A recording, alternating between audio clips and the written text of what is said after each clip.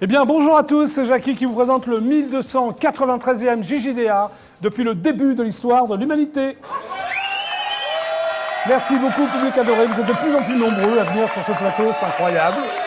Merci beaucoup, merci. Merci à vous. Le JJDA, c'est donc l'émission inculte qui est enfin devenue totalement culte. Ouais! Quelle ambiance! Nous sommes donc le lundi 23 mai 2016 et je suis avec vous jusqu'à 18h25. Aujourd'hui, j'ai pas mal d'invités, j'en ai même 3 d'ailleurs, hein, c'est sympa. Il y aura Benjamin Zetoun dans quelques instants, voilà, applaudissements s'il vous plaît, hop. Qui va me faire une soirée caritative, c'est difficile à dire ça, hein. Voilà, au théâtre Trévise. Fédération des aveugles de France, voilà. Ensuite, je recevrai le sublimissime Gilles Pudlowski pour son guide gourmand annuel, le Pudlo Paris 2016. Hop là, applaudissements s'il vous plaît.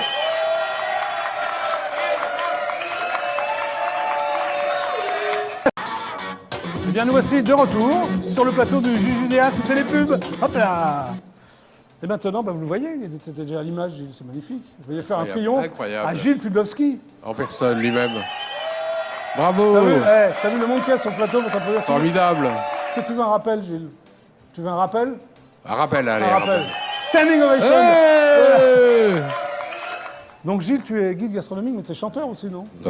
J'ai été chanteur dans une vie antérieure. Non mais c'est vrai, tu chantes quoi? Dans les années rock. Tu nous fais 20 secondes, là? Ouais, comme chaque fois que je viens, elles sont douces et très jolies. Ce sont les plus belles filles de Paris. Dactylo Rock. Le rock. Bon voilà, c'était Dactylo Rock par Gilles Pudlowski. Magnifique. Bon, alors... Elles sont les plus parfaites. Elles font chanteur. Tu dis, ouais, c'est bon, on va parler de ton guide, quand même. Ou tu t'en fous, peut-être, Romain. Alors, allons-y. Le guide Pudlowski 2016, hop, je le montre. Justine, s'il te plaît. Le Pudlo 2016. Le Pudlo, pas le guide Pudlowski. On dit Pudlo, faites faut tout lui dire, faut tout lui expliquer. Pourquoi t'as barré le ski? Le Pudlo. Pourquoi on peut dire ski? Picouli, Daniel Picouli me disait, oui. Pudlo, c'est comme Copa, c'est en raccourcissant son nom qu'on devient grand. Voilà, alors Copa, c'est un footballeur, je dis ça pour les plus jeunes d'entre nous. Tout le monde connaît Copa, ouais. Ça dépend. C'est comme, j'avais un copain qui s'appelait Jakubowicz autrefois. Oui, on l'appelle Jackie maintenant, voilà. Oui, Jackie. Voilà, pareil. Mais moi, c'est Jakubowicz. D'accord, ok. Ah, toujours... Bon, Jonathan, là, on c'est pas Jakubo? Oui. C'est pas Jakubo? Non, c'est pas Jakubo. Alors, le Pudlo Paris 2, ça fait combien de temps? C'est le 26e numéro, on va dire. Toi, voilà. Ça a démarré en 90. Ouais. Et 26 ans après, voilà, je suis toujours là. Je suis l'année des Mohicans, on va dire. Bah oui. Aujourd'hui, c'est vrai que faire un... Le dernier des Mohicans, peut-être. Non, le dernier des casse-croûteurs. Oui. Parce qu'en fait, on va dire une chose, c'est que faire un guide écrit à l'ère Internet, ça paraît un petit peu... Justement, c'est la question que j'avais posée. Abscon et désuet. Oui, mais tu as un site, de toute façon, on peut trouver tout. Je fais également un blog depuis maintenant 6 ans, et qui s'appelle Les Pieds dans le Plat, qui est un www.jpudlowski.com, sur lequel on peut retrouver chaque jour les nouvelles adresses, une à 7h, une à midi, une à 16h, une à 20h. Parce que faire un guide papier en 2016, un guide papier en 2016, c'est plus que courageux, mais c'est surtout, je veux dire, il y a beaucoup d'abnégation, parce que c'est beaucoup de travail. Oui. On sait très bien que le jour où on va boucler le guide, il y aura un chef qui sera parti, l'autre qui sera mort, le qui aura divorcé. C'est jamais d'actualité, quoi. Enfin, voilà, on est dans l'actualité, mais en sachant que l'actualité, elle se fait hier. Ouais, c'est ça. Voilà. Sur Twitter, il y aura quelque chose de nouveau, voilà. Bon, alors comment tu sélectionnes tes tables? Absolument. Alors ce qui est important quand même, c'est qu'on peut réfléchir.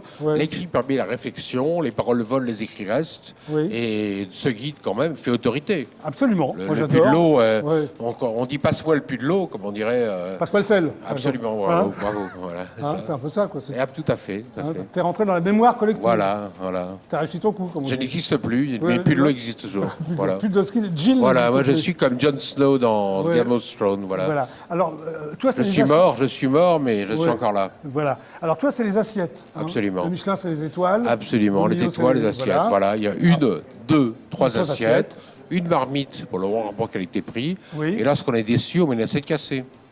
Voilà, mais j'ai remarqué quand même que tu es moins déçu que les autres. Oui, c'est embêtant parce qu'on mange de mieux en mieux dans les restaurants parisiens. Il n'y a pas trop d'assiettes cassées. Il y a peu d'assiettes cassées parce que finalement, on est, comme diraient les Suisses, on est déçus en bien. On va dans un restaurant en pensant qu'on va mal manger, finalement on mange plutôt pas mal. Voilà. J'ai été surpris l'autre jour, j'ai été au musée des Arts Décoratifs de Paris, rue de Rivoli. Oui. Il y a un restaurant qui vient d'ouvrir, qui s'appelle Loulou, qui fait une cuisine italienne remarquable. Et j'avoue, j'ai été bluffé. Je pensais qu'ils allaient faire le repas mauvais de la semaine, et ça a été au contraire le meilleur repas du mois. la divine surprise. La divine surprise. Comme disait Maurras en 40. Oui, c'est pas la même surprise, c'est la mauvaise surprise. Oui. Voilà. Non, il disait la divine. Oui, c'est la divine, ouais. Mais alors comment tu... Parce que ça fait quand même très longtemps que tu vas dans les restaurants. Bah voilà, ils me reconnaissent, ils savent qui je suis. Alors ça se passe plus le ou moins repas est bien. faussé. Alors, non, mais ce qu'il faut dire quand même, c'est qu'on enlève des assiettes, on leur rajoute. Bon, c'est vrai que cette année, il y a des gens qui ont perdu une assiette, qui ont perdu... on prend l'exemple idiot et médiatique, Hélène Darroze. Il y a 3 assiettes l'an passé, on n'en a plus que 2 cette année. Alors pourquoi d'ailleurs? Parce qu'on trouve que c'est plutôt bleu. Pour quelle raison? C'est plutôt, on trouve qu'elle est mieux classée avec 2 qu'avec 3, c'est tout. C'est tout? Oui, c'est très bon, mais c'est bon, c'est très bon, voilà, mais c'est pas extraordinaire, voilà. Alors est-ce que tu crois qu'un chef... 2, c'est très bien. Quand ils te reconnaissent, est-ce que tu crois qu'un chef peut changer carrément le repas? Non, s'ils sont bons, ils sont bons. Ils vont faire les plats. En plus. Ils vont pas les acheter. Voilà, ils vont rajouter un plat, mais ils vont pas aller acheter de la marchandise en plus.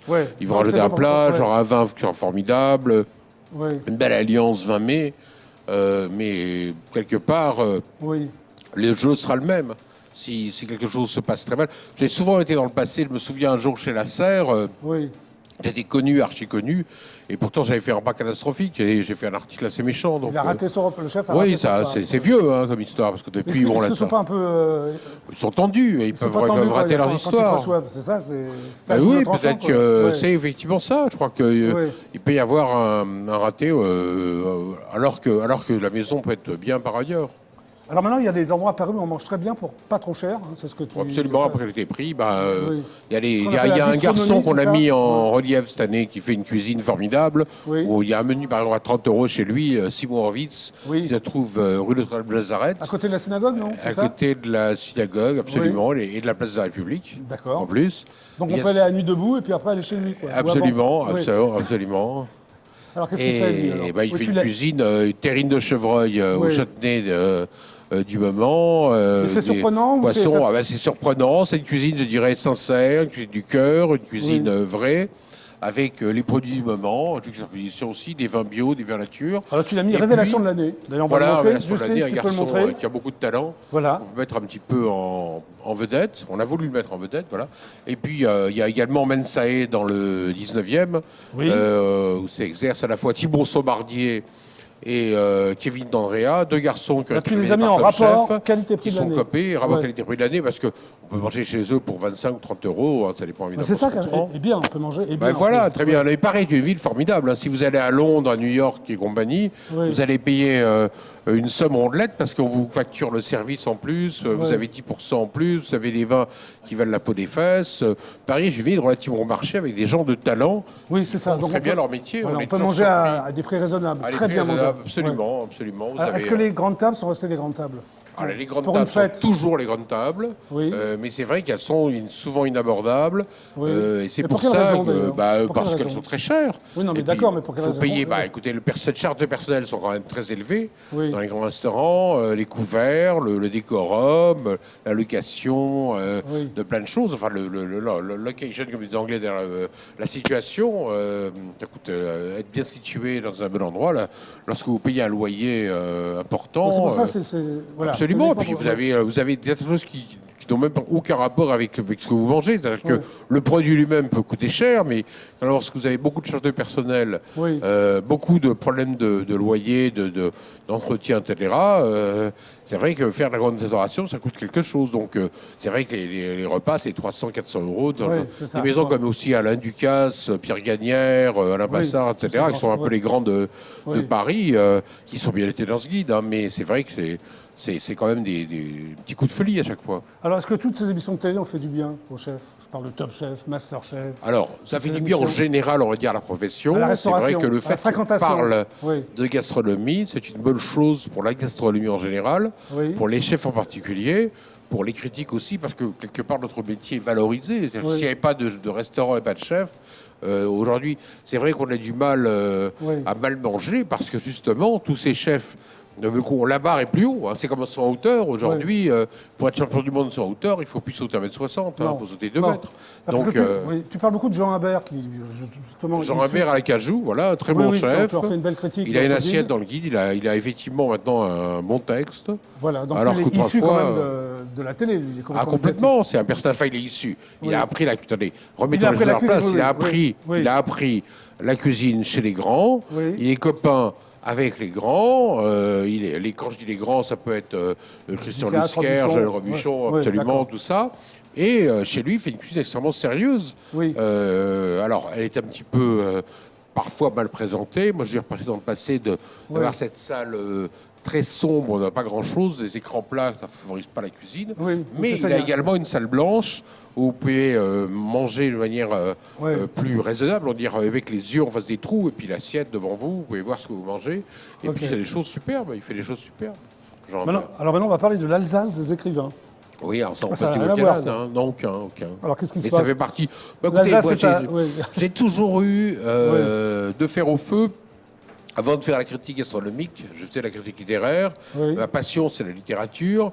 Et mon autre passion, c'est aussi l'Alsace. Donc là, on m'a demandé de faire ce livre, hein, puisque c'est une collection qui s'appelle La France des écrivains, dans laquelle il y a eu la Provence des écrivains, tous les écrivains. Donc là, des éditions alexandrines, en quelque sorte, chercher quelqu'un qui fasse Alsace. Et Eric Orsena, qui me connaît bien et qui connaît bien la patronne Manuel Cressati des éditions alexandrines, mais tout simplement, il n'y a qu'un gars qui peut vous faire ça, c'est Pudowski. Absolument, c'est Gilles Pudowski. Là, c'est Gilles Pudowski. Et c'est lui-même, c'est Pudowski en entier, voilà. Et donc, on parle de l'Alsace en passant par, de Hermann Chatrian à René Henny, de Jean-Paul Sartre à Eugène Guivic, de Stendhal à donc c'est très pointu quand même. Pardon? C'est très pointu. Enfin, je veux dire, c'est pointu. C'est pour tout le monde. Hein. N'importe qui peut comprendre même ce moi, livre. Par exemple, est-ce que je peux c'est écrit en français tout à fait clair et ce qui se conçoit bien s'énonce clairement, disait l'autre. Parfait. Bon, merci alors Gilles d'être venu. Voilà. C'est sympa. Donc il y a l'Alsace des écrivains. Tu viens pour les intellectuels, comme toi. Voilà. Et le Puy-de-Dôme Paris 2016. Et pour les gourmands comme moi, il y a et comme moi aussi. Voilà. Non, mais allez-y, achetez ça. Il est toujours en vente. Voilà, un livre sans lequel, il en vente libre. Pour manger à Paris correctement et très bien. Oui, il y a tout. On a mis Jean-François Piège comme chef de l'année, on a oublié de le dire. Oui, c'est vrai. Jean-François Piège comme chef de l'année. Absolument. Non, mais il y a tous les bons plans. Absolument. On a aussi une table indienne de l'année formidable que je vous recommande. C'est Daisy Road. Superbe. Voilà. Merci Gilles. Il y a beaucoup de bonnes tables. Voilà. Merci. À bientôt. Formidable. Au prochain guide. À bientôt. À très bientôt. Merci encore. Salut Gilles. Salut. C'était donc Gilles Pudowski, applaudissements. Nous on se retrouve demain, même heure, même chaîne, 17h30 pour un nouveau JJDA. Au revoir.